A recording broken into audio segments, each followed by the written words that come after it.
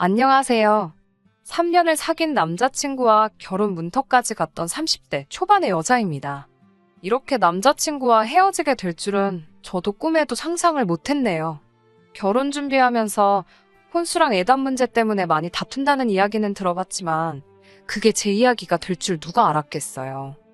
남자친구와 저는 친구의 소개로 만났습니다. 남자친구는 어땠는지 모르겠지만 적어도 저는 연애를 하고 싶다는 비교적 가벼운 마음가짐으로 임한 소개팅이었는데 어떻게 하다 보니 3년이나 사귀게 되었네요. 20대 후반의 남자친구를 만나 그 사이 나이도 30을 넘어갔고요. 주변 친구들이 하나둘씩 결혼을 했지만 적어도 저는 그게 그렇게 신경 쓰이지는 않았어요. 인테리어 디자이너로서 일에 대한 욕심이 결혼에 대한 욕구보다 더 컸기 때문이에요. 하지만 친정어머니께서는 괜히 연애만 하다 좋은 시절 다 보내지 말고 남자친구랑 결혼을 할 거면 어차피 할 거 빨리 하고 아니면 헤어지라 하셨어요.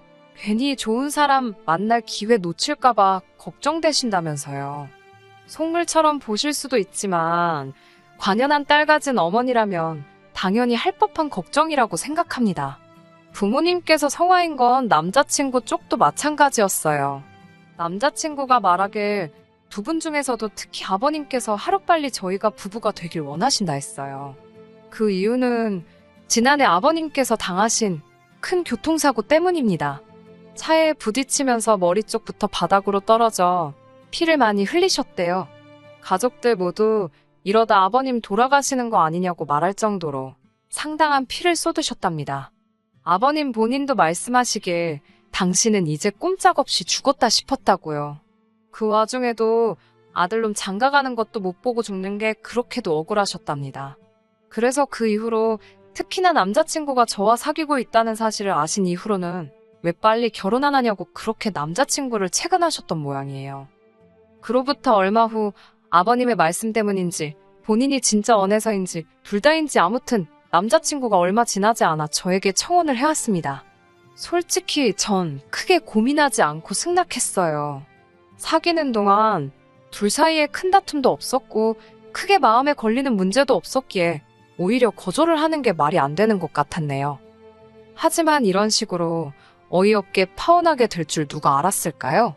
정말 뒤통수 제대로 맞은 느낌입니다. 남자친구 집에 인사를 드리러 간 날이었습니다. 사실 아버님이 병원에서 퇴원하신 이후로 몇 차례 남자친구가 저를 집에 인사시키겠다며 데려가고 싶어 한 적이 있었어요. 하지만 그때만 해도 결혼 이야기가 지금처럼 진지하게 나온 상황도 아니었기에 굳이 인사까지 드려야 할 필요성을 느끼지 못했지요. 뿐만 아니라 솔직히 사람 일이라는 게 한치 앞을 모르는 거잖아요. 괜히 남자친구 가족들하고 왕래하다가 정은 정대로 들었는데 헤어지기라도 하면 그런 생각을 하면 벌써부터 속상하더라고요. 그런 이유들로 한 번도 가지 않다가 이번에 처음 찾아뵈었습니다. 남자친구는 빈손으로 와도 된다고 했지만 어떻게 그래요? 직장, 선배 언니들한테 물어보니 홍삼 정도면 무난하다고 그러더군요. 그래서 홍삼 세트 2개를 사들고 갔습니다. 남자친구 집에는 미국에서 산다는 작은 신우를 제외한 온 식구들이 모여 있었어요. 참고로 남자친구의 가족관계는 어머님, 아버님, 그리고 위로 결혼한 2 누나가 있습니다. 아버님과 저, 그리고 남자친구가 거실에서 어색하게 시간을 보내는 동안 큰 신우와 어머님께서는 주방에서 바쁘게 움직이고 계셨습니다. 남자친구가 제 옆구리를 쿡 찌르면서 가서 도와드리라며 눈치를 주길래 같이 가자고 했어요. 남자친구가 못마땅한 표정으로 절 데리고 부엌으로 갔습니다. 어머님께서 너무 자연스럽게 앞치마를 주시길래 남자친구에게 받으라고 했어요. 그러자 어머님께서 깜짝 놀라시더니 이 집에서는 부엌 일은 여자만 한다고 그러시더라고요. 말도 안 되는 어머님의 말씀에 놀라서 남자친구에게 그냥 거실에 있겠다고 이야기하곤 부엌에서 나왔네요. 어느덧 식사가 차려졌는데 왠지 모르게 자리가 불편하고 어색했어요. 그때만 해도 전 제가 긴장을 해서 그런 줄 알았습니다. 하지만 얼마 지나지 않아 그 이유를 알게 되었지요. 아버님께서 국을 다 드시더니 정말 한마디 말씀도 없이 빈 국그릇을 어머님 코앞에다 들이대시는 거예요. 제가 밥 먹다 말고 깜짝 놀라 2분을 바라봤는데 어머님은 익숙하다는 듯이 국 더 드릴 거냐며 말 그대로 국을 아버님께 대령하시더군요. 저희 집에서는 한 번도 본 적 없는 광경이라 어쩔 줄을 모르겠더라고요. 그러더니 이번엔 남자친구가 큰 신우에게 나 물 이러더군요. 남자친구의 말이 끝나기가 무섭게 큰 신우가 어머님이 그러셨던 것처럼 벌떡 일어나서는 물을 가져다 주었습니다. 이건 무슨 남자들이 집안 여자들을 마치 종부리듯 하던걸요. 그제서야 이 집안 여자들이 남자들의 눈치를 살피고 있었기에 집안 분위기가 엉망이란 사실을 깨달았네요. 연애할 때는 남자친구에게서 못 봤던 모습이라 남매가 친해서 그런가 싶기도 하고 제가 외동이라 이해를 못한 건지 혼란스러웠어요. 얼마 지나지 않아 아버님께서 먼저 식사를 마치셨어요. 그러더니 어머님께 빨리 치우고 와서 사과나 하나 깎아라 그러셨습니다. 정작 어머님은 아버님의 잔심부름 때문에 계속 움직이시느라 식사도 제대로 못하셨는데 말이에요. 제가 보기엔 충분히 기분이 나쁘셨을 법도 한데 어머님께서는 이번에도 익숙하다는 듯이 알겠어요 라고 공손하게 대답하셨습니다. 그리고는 하시던 식사를 바로 중단하시더군요. 남자친구 집에서 일어나는 일 하나하나가 다 충격적이라 숨이 턱턱 막히는 것 같았습니다. 아무리 집집마다 가풍이 있다지만 시대가 어떤 시대인데 이건 아니다 싶었어요. 후식으로 사과를 먹는 도중 아버님께서 남자친구를 데리고 잠시 자리를 비우셨습니다. 그렇게 어머님과 신우 그리고 저까지 셋만 남게 되자 어머님께서 저에게 이것저것 질문을 하기 시작하시더군요. 지금 무슨 일을 하는지, 부모님은 무슨 일을 하시는지 그런 것들이요. 저는 인테리어 회사에 다니고 있다고 말씀드렸습니다. 제 대답을 들으신 어머님은 어쩐 일인지 뭔가 못마땅하신 눈치였어요. 의아했어요. 요새는 다들 맞벌이하는 며느리를 선호한다고 생각했거든요. 아무튼 아버지는 작은 사업을 하고 계시고 어머니도 은행에 다니신다고 답했습니다. 그러자 어머님께서는 굉장히 놀라신 듯 저희 어머니께서 직장 생활을 지금 하고 계시냐며 혹시 얼마나 하신 거냐고 물으셨어요. 제가 알기론 30년이 넘었다고 하니 그럼 저는 누가 키웠냐입니다. 처음엔 무슨 소린가 했어요. 당연히 부모님이 키워주셨으니까요. 하지만 어머님은 꽤나 심각한 표정을 하고 계시더군요. 그러더니 저더러 하시는 말씀이 결혼하면 일은 관둬야 한답니다. 그 말을 들은 순간 황당함과 동시에 어떻게 대답을 해야 하나 싶었어요. 저는 일을 관둘 생각이 전혀 없었고 순간 잘 보이자고 거짓말을 하고 싶지는 않았으니까요. 잠깐 갈등하다가 어머님께 저는 제 일이 너무 좋고 그만두지 않을 거라고 딱 잘라 말씀드렸습니다. 그러자 어머님께서는 여자한테 가장 중요한 일은 애를 낳아 키우는 거고 그 일을 제일 잘하고 좋아해야 한답니다. 여자가 일한다고 밖으로 돌면 가정이 다 망가진다고도 하셨어요. 충격적인 말들이 꽤 있었는데 원래 똑똑한 여자애들보다 좀 어리숙한 여자애들이 잘 살더라. 그런 말씀도 하시더라고요. 듣고 있자니 벙찌더군요. 어떤 리액션을 보여야 할지도 모르겠고 동시에 옆에 있던 큰 신우도 어머님처럼 생각하고 있을지 궁금해졌습니다. 조심스레 큰 신우에게 형님은 그럼 지금 집에서 육아만 하시냐고 물었습니다. 큰 신우는 당연하지 않냐면서 애는 무조건 엄마가 키워야 한답니다.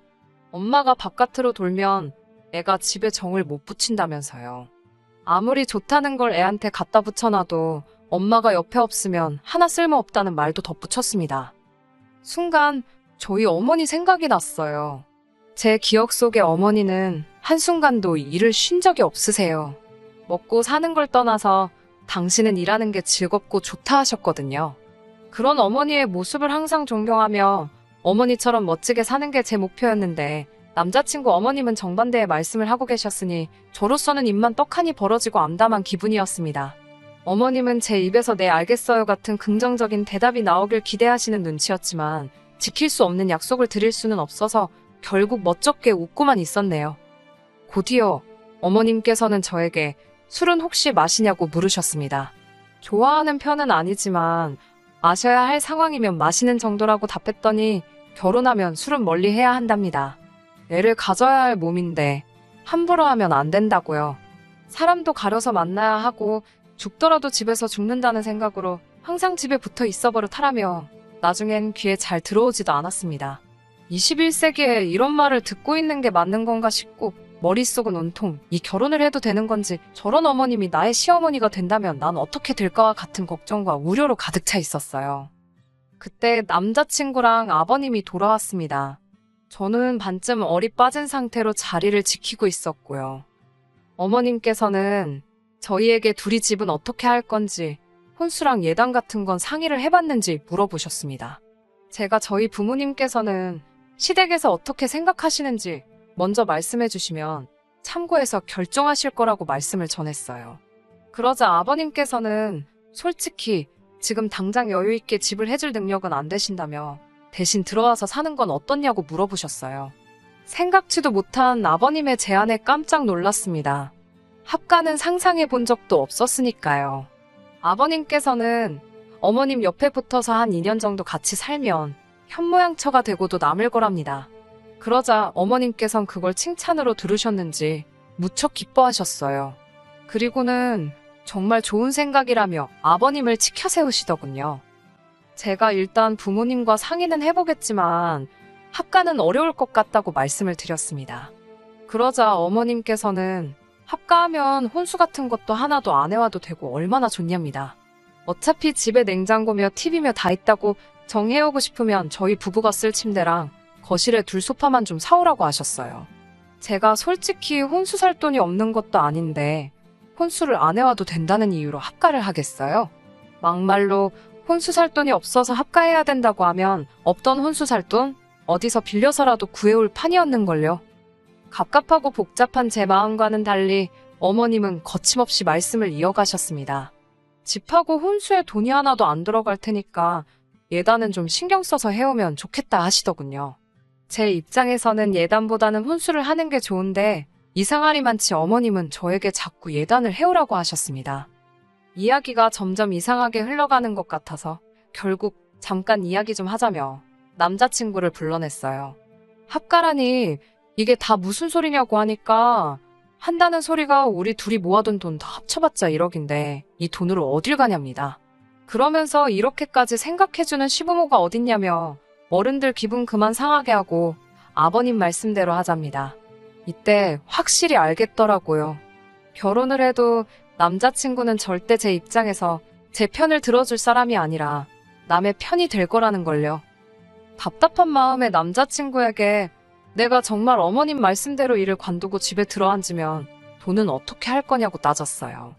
남자친구 자존심을 지켜주려고 웬만하면 돈 이야기는 안 하려고 했는데 도저히 현실 감각이 없어 보여서 어쩔 수 없이 꺼낸 이야기였지요. 당신 수입만으로 어떻게 앞으로 애를 낳아서 키울 수 있냐고 일은 절대 못 관둔다고 했습니다. 그러자 남자친구가 한다는 말이 일하고 살림하고 애까지 키우려면 힘들지 않겠냐입니다. 자기는 절 생각해서 하는 소리라고요. 제가 아니 맞벌인데 왜 살림도 애 키우는 것도 다 내 몫이냐고 그러니까 그럼 살림하고 애 키우는 걸 여자가 하지 누가 하냐며 헛소리를 하는 거예요. 언짢아진 제가 그럼 당신은 애를 안 키울 거냐니까 애를 왜 아빠가 키우냐입니다. 하물며 짐승들도 새끼를 낳으면 암컷이 키우지 수컷이 키우냐고요. 가부장적인 가정에서 자란 남자의 전형적인 모습이 저런 건가? 별 생각이 다 들더군요. 이미 이때부터 결혼은 없었던 일로 하는 게 낫지 않을까 그런 생각을 하기 시작했던 것 같습니다. 다만 파혼을 한다는 게 남사스럽기도 하고 신중하지 못했다며 제 뒤에서 사람들이 수군거릴 게 걱정이 되었지요. 그때 어머님께서는 제가 확고한 결심을 내릴 수 있도록 아주 세게를 박아주셨습니다. 어머님과 큰 신호가 한다는 말이 그럼 집 문제는 대충 해결이 된 것 같다며 예단 이야기를 해보자고 하시더라고요. 무슨 해결이 됐다는 건지 어이도 없고 아니 솔직히 말이 조합까지 결혼할 때 하나도 안 도와주신다는 뜻이잖아요. 혼수도 침대랑 소파는 해오라고 하셔놓고 예단을 받으려고 하시더라고요. 마치 진작에 작성된 듯한 예단 목록을 어머님께서 꺼내놓으셨어요. 생각지도 못한 품목들이 줄줄이 적혀 있었지요. 비싸기로 소문난 명품백도 3개나 있었고요. 하지만 무엇보다도 절 황당하게 한 건 바로 작은 신우 옆에 적혀있던 예단이었습니다. 비행기 티켓이더라고요. 그것도 신우네 부부 2사람과 아이들을 포함해서 총 4사람의 티켓을 예단으로 해달라는 겁니다. 자리도 이코노미가 아닌 비즈니스로 말이지요. 이게 말이 되나요? 제가 어머님께 작은 신우네 비행기 티켓이 왜 예단에 있냐고 여쭈니 그걸 사줘야 결혼식에 참석을 할 거 아니냐입니다. 저는 사정이 있으시면 못 오셔도 어쩔 수 없는 거고 오시고 싶으시면 직접 표를 사시는 게 맞지 않냐고 받아쳤어요. 아니면 남자친구가 사던지요. 하지만 비행기표를 제외하고 대충 계산해봐도 어머님이 적어주신 예단을 다 하려면 최소한 1000에서 1500은 있어야겠더라고요. 말로만 듣던 예단 장사가 이런 건가 싶었습니다. 막말로 제가 남자친구랑 결혼한다고 했지 이 집에 팔려오겠다고 한 거 아니잖아요. 결국 어머님께 이 예단은 못한다고 말씀드렸어요. 일단은 이걸 다 해올 돈도 없고 제가 이 예단을 해와야 할 이유도 모르겠다고요. 어머님께서는 대신 집도 안 사고 혼수도 안 하니 따로 돈 들어가는 데가 없지 않냐입니다. 그러면서 저더러 결혼할 때 쓰려고 모아놓은 돈이 좀 있을 거 아니냐며 그 돈으로 이런 걸 하는 거랍니다. 제가 저 결혼할 때 제 살림살이 장만하려고 모은 돈이지 어머님 좋은 일 시키려고 모은 건 아니지 않냐고 싫다고 했습니다. 그런 제 말에 어머님 아버님께서는 적잖이 충격을 받으신 눈치였어요. 저도 이때는 많이 불쾌했고 하더나서 두 분께 더 설명드릴 이유도 해명할 필요도 없는 것 같다고 이 결혼은 안 하겠다고 말씀드리곤 가방만 챙겨서 나왔습니다. 홍삼은 두고 올까 하다가 시간 낭비만 했으면 됐지 돈 낭비까지 할 필요 있나 싶어서 전부 들고 나왔어요. 남자친구가 저를 바로 뒤따라 나와 잡더라고요. 저는 오늘 하루 어머님으로부터 들었던 말들을 남자친구에게 전하면서 이게 말이 되냐고 따졌습니다. 내가 이 집에 무슨 애 낳고 살림하러 오는 여자냐고 일도 하지 마라 술도 안 된다 바보같이 살아라 별 말도 안 되는 소리만 골라 하시더니 정작 집은 못 해주신다면서 혼수의 예단까지 양심도 없으시다고요. 막말로 네가 의사냐 변호사냐 무슨 자신감이냐 따지니까 남자친구가 한다는 소리가 가관이더군요. 집에 들어가서 살면 어머님이 밥 해주고 빨래 해주고 다 도와주실 건데 너는 살림을 공짜로 배울 수 있는데 그거에 대한 수업료라 생각하면 뭐가 아깝냐고요. 너희 어머니가 일하느라 딸한테 그런 거 못 가르치시지 않았냐. 그거 우리 엄마가 해준다는데 감사하다 생각하고 해드리면 서로 좀 좋냐고 개소리를 해대는데 저희 어머니를 무슨 자식 교육도 똑바로 못 시킨 사람 마냥 이야기를 하니까 화가 치솟더라고요. 순간 그 화를 참지 못하고 손에 들려있던 홍삼이 들어있던 쇼핑백으로 남자친구 머리통을 때려버렸지 뭐예요. 얼떨결에 한 대를 맞은 남자친구가 어이가 없는지 저를 벙찐 표정으로 쳐다보길래 냅다 도로가로 나가 택시에 올라탔어요. 그리고는 문자로 니네 집구석 미친 것 같다고 절대로 연락하지 말라 했습니다. 때려서 미안하단 소리는 안 했어요. 일단 미안하지도 않았고 혹시라도 남자친구가 제가 때렸다고 신고라도 하면 제 문자가 증거라도 될까 싶어서 그 와중에 머리가 막 굴러가더라고요. 이렇게 어처구니 없게 3년의 연애가 끝날 줄 남자친구도 저도 생각하지 못했습니다. 인연이라는 게 참 우습다 싶더라고요. 그래도 불구덩이에 들어가기 전에 이렇게 빠져나왔으니 다행이다 싶어요. 전 어머니가 너무 존경스럽습니다. 당신 일도 멋지게 해내시고 저도 이렇게 똑소리나게 키워주셨잖아요. 저도 어머니처럼 살기 위해 열심히 노력하겠습니다. 끝까지 들어주셔서 감사합니다. 오늘의 사연은 여기까지입니다. 구독과 좋아요, 알람 설정 부탁드리고 더 좋은 사연으로 다시 찾아뵙겠습니다. 감사합니다.